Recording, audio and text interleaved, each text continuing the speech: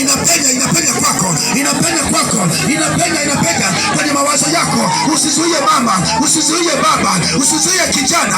Wewe kijana pale, nguvu ya Bwana inakuja kwako. Toa mawazo kule, njoo kwa jina la Yesu, kwa jina la Yesu. Naiona nguvu ya Bwana, nguvu ya Bwana inatembea kwako, operation ya Bwana inatembea kwako, kikwazo chochote kinaondoka. Ndio.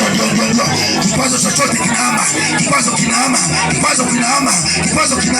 Ni kitu gani kimepinga kusudi la Mungu kwako? Nini kimepinga kusudi la Mungu kwako? Ni kitu gani kimepinga?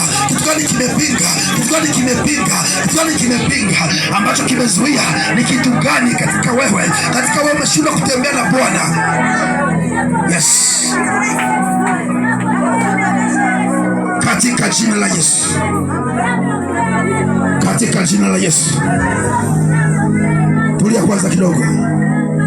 Tulia kwanza kidogo. Kwenye uwepo wa Mungu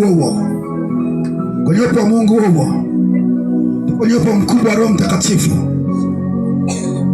kwenye uwepo huo, kwenda kumshukuru kwa maneno machache. Unaongea taratibu. Fungua macho yako taratibu, shika sadaka yako mkononi. Sadaka ambayo umeiandaa kumtolea Bwana leo. Unahitaji uame kipengele hicho.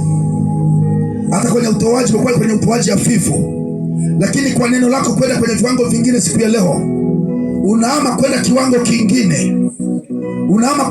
kingine. Unahamishwa na nguvu za Roho Mtakatifu. Shika sadaka yako, shika mkononi.